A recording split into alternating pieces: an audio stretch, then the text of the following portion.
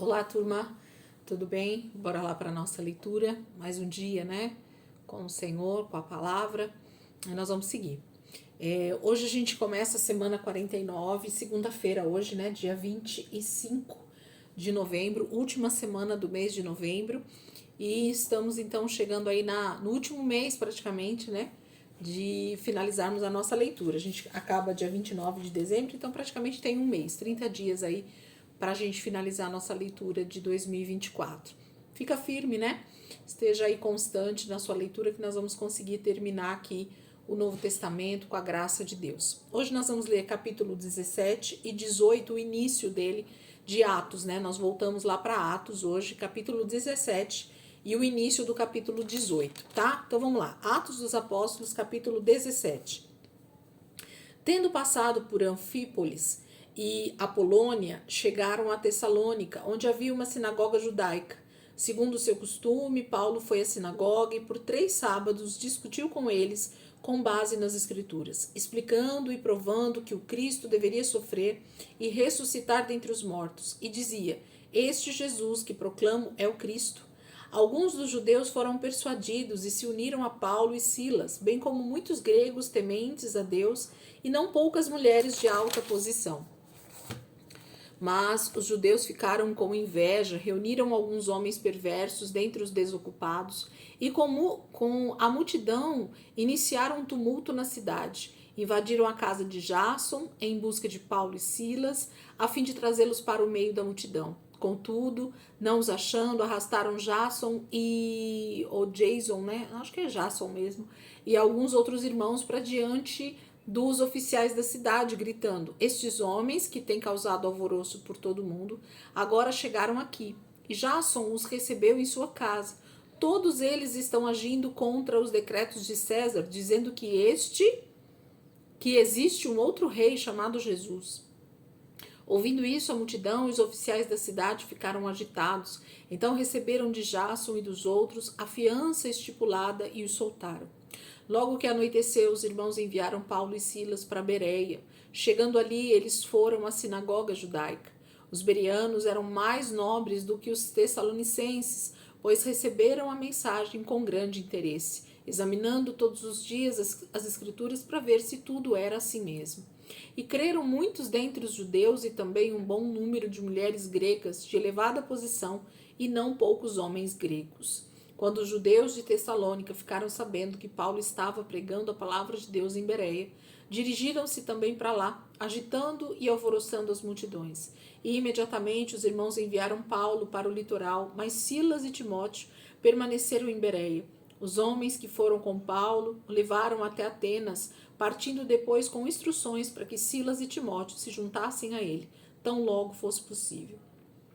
Enquanto esperava por eles em Atenas, Paulo ficou profundamente indignado ao ver que a cidade estava cheia de ídolos. Por isso, discutia na sinagoga com judeus e com gregos tementes a Deus, bem como na praça principal, todos os dias com aqueles que por ali se encontravam. Alguns filósofos, epicureus e estoicos começaram a discutir com ele. Alguns perguntavam: o que está tentando dizer esse tagarela? Outros diziam: parece que ele está anunciando deuses estrangeiros, pois Paulo estava pregando as boas novas a respeito de Jesus e da ressurreição. Então levaram uma reunião do Areópago, onde lhes perguntaram: podemos saber que novo ensino é esse que você está anunciando?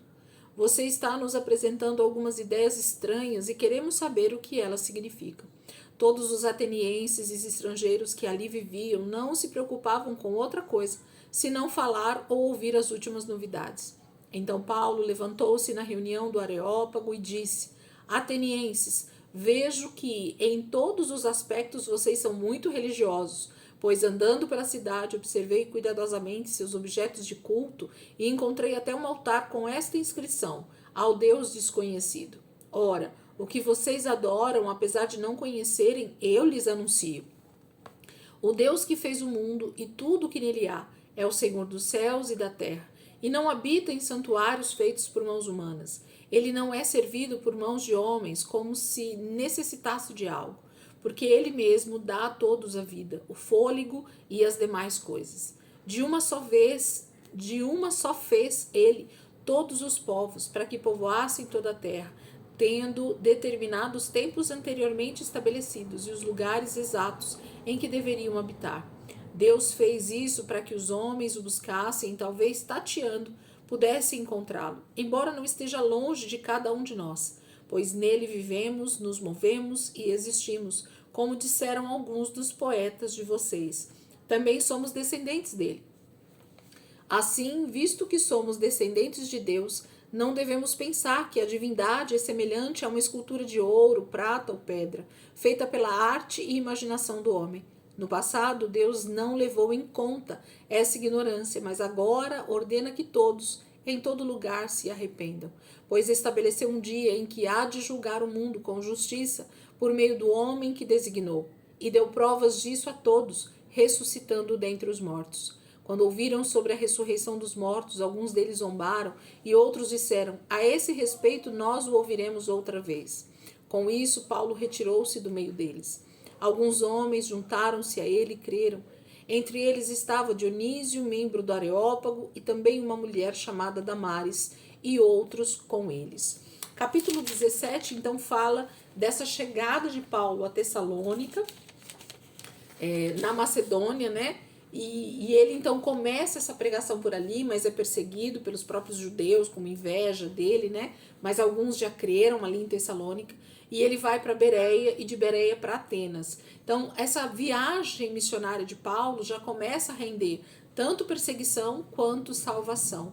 E quando ele chega em Atenas, uma das cidades talvez mais cheia de idolatria, de deuses e templos, ele prega ali para esses atenienses de forma muito sábia, muito poderosa, né? O Espírito Santo dá uma estratégia extremamente poderosa para Paulo, falando sobre esse altar que não tem uma divindade nele, é um Deus desconhecido.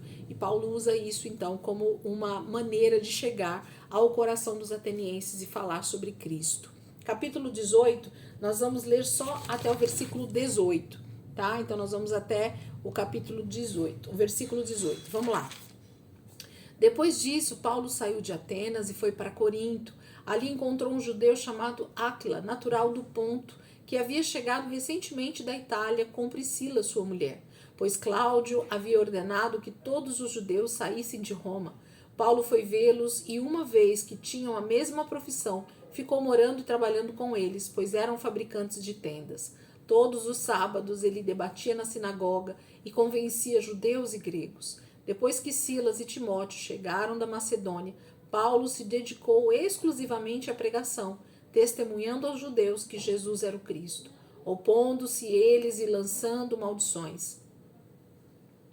Paulo sacudiu a roupa e lhes disse: caia sobre a cabeça de vocês o seu próprio sangue. Estou livre da minha responsabilidade. De agora em diante irei para os gentios. Então Paulo saiu da sinagoga e foi para a casa de Tício Justo, que era temente a Deus e que morava ao lado da sinagoga. Crispo, chefe da sinagoga, creu no Senhor, ele e toda a sua casa, e dos coríntios que o ouviram, muitos criam e eram batizados. Certa noite o Senhor falou a Paulo em visão: não tenha medo, continue falando e não fique calado, pois estou com você e ninguém vai lhe fazer mal ou feri-lo, porque tenho muita gente nesta cidade. Assim Paulo ficou ali durante 1 ano e meio, ensinando-lhes a palavra de Deus. Sendo Galho procônsul da Acaia, os judeus fizeram um conjunto em levante contra Paulo e o levaram ao tribunal, fazendo a seguinte acusação: este homem está persuadindo o povo a adorar a Deus de maneira contrária à lei. Quando Paulo ia começar a falar, Galho disse aos judeus: se vocês, judeus, estivessem apresentando queixa de algum delito ou crime grave, seria razoável que eu os ouvisse. Mas visto que se trata de uma questão de palavras e nomes de sua própria lei, resolvam o problema vocês mesmos. Não serei juiz dessas coisas. E mandou expulsá-los do tribunal. Então todos se voltaram contra Sóstenes, o chefe da sinagoga, e o espancaram diante do tribunal. Mas Galho não demonstrou nenhuma preocupação com isso. Paulo permaneceu em Corinto por algum tempo. Depois despediu-se dos irmãos e navegou para a Síria. E, acompanhado de Priscila e Áquila, antes de embarcar, rapou a cabeça em Cencreia, devido a um voto que havia feito. Então, o capítulo 18 fala dessa perseguição que ele sofre literalmente ali em Corinto, né?